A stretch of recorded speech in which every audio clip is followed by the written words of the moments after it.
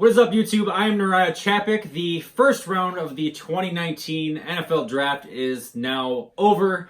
I am on my second old-fashioned because the Packers, again, have gone defense in the first round of the NFL Draft. So, Mike Pettin, if you're watching, this old-fashioned is for you. It's time to pour ourselves another Packers podcast.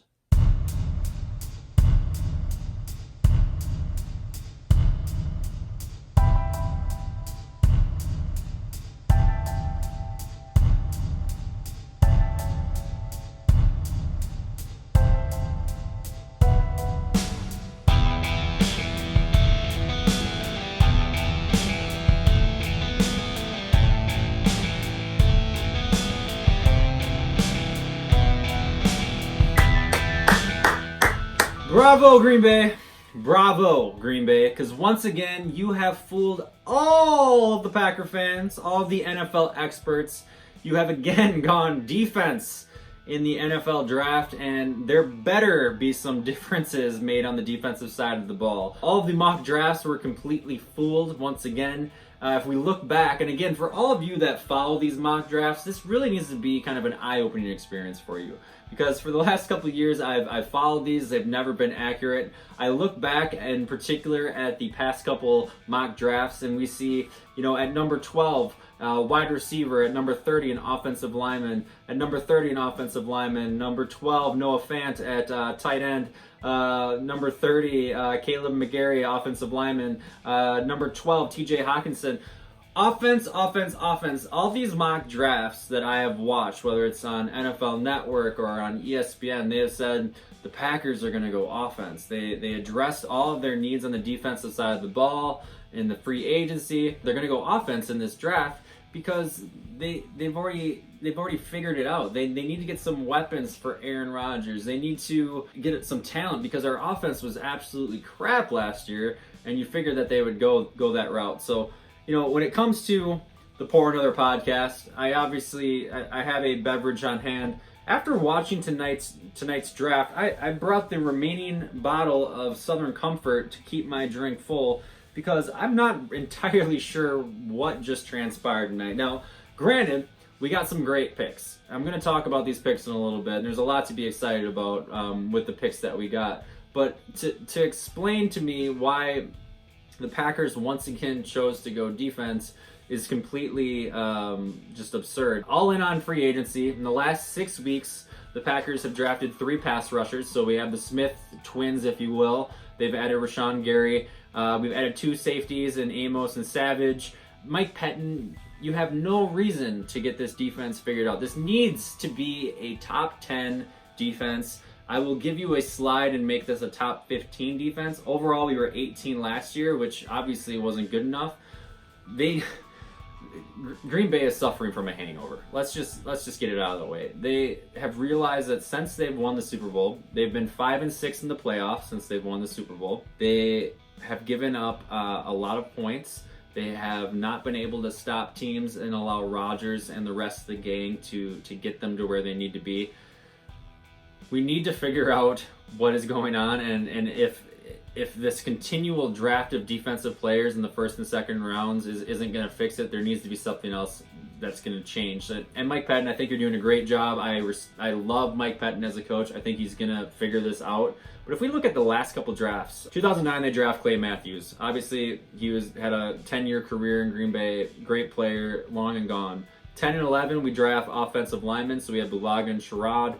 Sherrod obviously didn't pan out, but ever since 2012, we look at Nick Perry, Dayton Jones, Clinton Dix, Demarius Randall, Kenny Clark, Jair Alexander. In 17, they had that first-round pick. They dropped back to take the first pick in the second round with Kevin King. How many times can you keep drafting defense in the first round and expect some change? And I'm really hoping that we're going to start to see some change from the defense. So let's talk about some of these draft picks a little bit. So number 12, defensive end Rashan Gary out of Michigan. I'm going to play a little bit of some highlight reels for you right now. So number 10 ranked on NFL.com's top draft prospects, 6'4", 277 pounds, 4.58 40-yard dash, 26 reps on the bench press. So this guy is obviously a freak of nature. He had 10.5 sacks, but he creates a lot of havoc. It's not always the sacks with this particular player. It's what he does on the defensive side of the ball to just create trouble for the offense. Very physical player.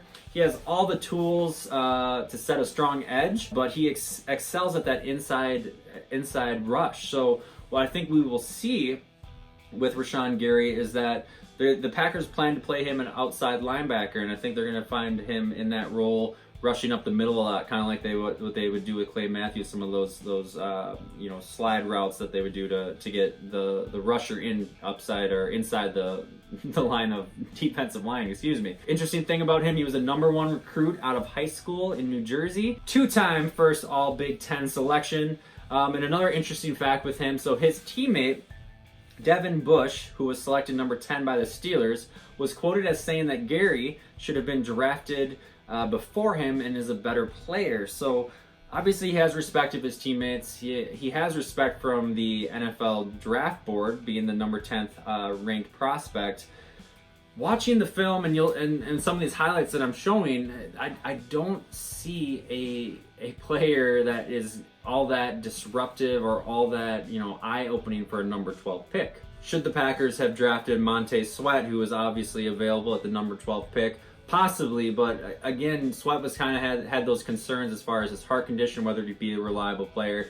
So everything that I see on this guy, it's going to be obviously a lot of upside with Rashan Gary. There's obviously a lot to like with him, but I'm not entirely sure he is a number 12 pick difference maker that the Packers were looking for. Obviously, Brian Gutekunst believes that he is. Obviously, the rest of the Green Bay Packer organization believes he is. But from what I'm seeing so far and my little bit of knowledge that I have witnessed on some of the film, it'll be interesting to see. I mean, anybody with that type of skill set can get plugged into an already aggressive defensive line and linebacking group and cause problems. So we will see where this goes. But for my favorite pick of the first night, and yes, there were only 2, that award is going to go to safety Darnell Savage. So the trade up for the number 21st pick obviously took me by surprise. I got home right around that 18th, 19th pick in the NFL draft.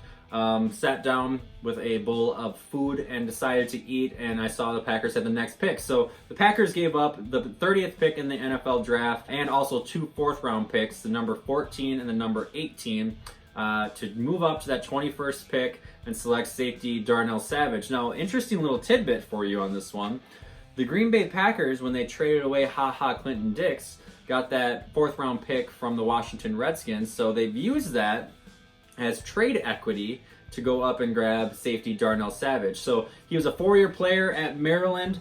He actually ranked number 44 on the NFL top draft board, which for a 21st pick, if I do my math right, is almost half of what he was ranked at. But again, this is a player that I think we need to get excited about. He was 5'10", or he is 5'10", 198 pounds.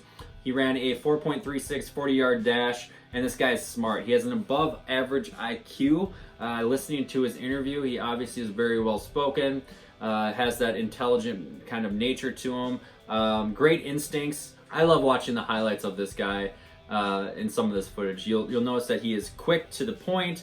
He's a great tackler. He has the ability to pick up some of that space very fast, and if he falls behind a receiver, easily catch up to him, which is a great asset for a safety.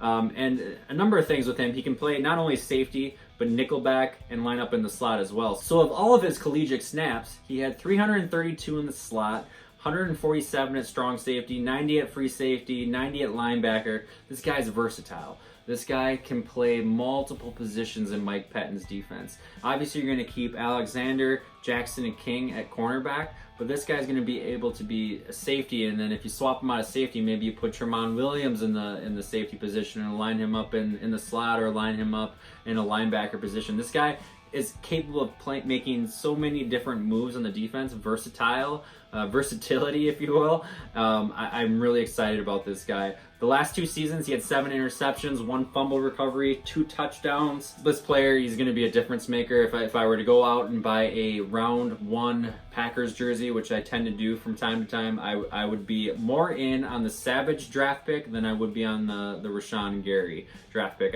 It's exciting to see them take a linebacker, defensive end player like Gary that early in the draft, because that's very similar to when we took Clay Matthews in the NFL draft. Either way, these players are gonna come on in the defense. Mike Pettin, you have absolutely no excuse whatsoever to allow this team to falter.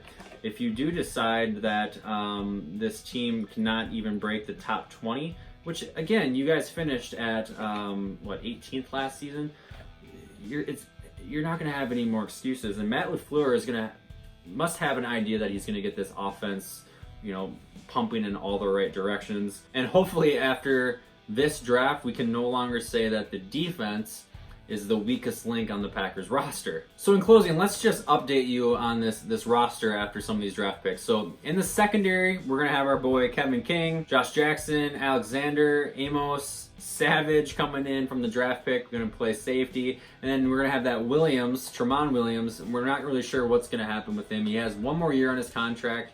He could be, filling in at safety at times. He could be filling in at cornerback. He's probably going to be all over the field. But our secondary is looking very dangerous. Alexander is obviously an up-and-coming star in the NFL. I predict that he's going to have a huge second season. And if I don't predict it, I at least hope that he has a huge second season. Jackson's going to hopefully improve in his second year. Showed signs of greatness in his first year, but he will come back and improve in that second year. Kevin King, boy, you just got to stay healthy. If you don't stay healthy, I just can't back you up anymore. Obviously has the size and the speed to compete, but we need you to stay healthy. And then as we talk about the updated defensive line and linebacker group, we're obviously going to have Kenny Clark, who's coming into the final year of his contract. I expect him to sign a contract extension. Mike Daniels, who's coming into his last year of the contract. I don't expect him to be back next year. But then you have Rashan Gary, you have the Smith brothers and Preston and Zedarius. You have Blake Martinez, my boy Blake Martinez, who is going to be disrupting, also coming into a contract year. Expect him to do great things. And then that wild card in Oren Burks, a draft pick from last year. Didn't play a ton in 2018 because of injuries, but I do expect him to turn a corner and fill a role. I mean, Martinez himself has said that Oren Burks is a monster, and I think once we actually get to see him healthy and playing at full speed, I think Oren Burks is going to do great things. And by the way, why do my hands when I do these videos just constantly, they're moving down, down to a destination, if you will. Final point I want to make though is going to be, what do the Packers need to do in round 2? So we have pick number 44 in the second round, pick number 75 in the third round. I gotta predict that they are going to go either receiver, offensive line, or tight end. I mean, our defense has got to be figured out by now. You have filled almost every hole. If you want to draft a late round inside linebacker to compete for a position on a team, great, but we got to get some weapons on that offensive line, or offensive anywhere, to be frank. Matt LaFleur is coming into this. They've had a few practices. The energy has been good. He obviously has a great idea of what he has for talent. You have the best quarterback in the league. You have one of the top receivers in Devontae Adams.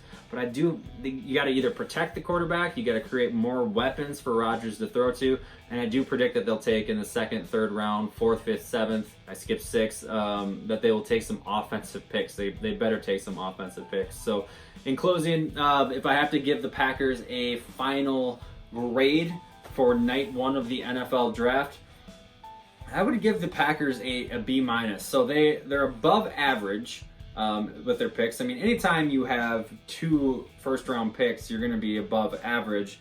I'm just not entirely sure if they made the right choice with that number 12 pick. Only time will tell. I'm not going to throw the towel on Rashan Gary, and I don't expect you to either. But for sure, Darnell Savage is going to be, I think, a stud in the NFL. I think we'll know in probably a year or 2 whether or not this draft, the first round of this draft, has shown any promise. So once again, thank you for watching the video. I would appreciate if you guys would leave some comments down below. Who do you think the Packers should have drafted at 12 and 21? Do you think they got it right? Do you think they got it wrong?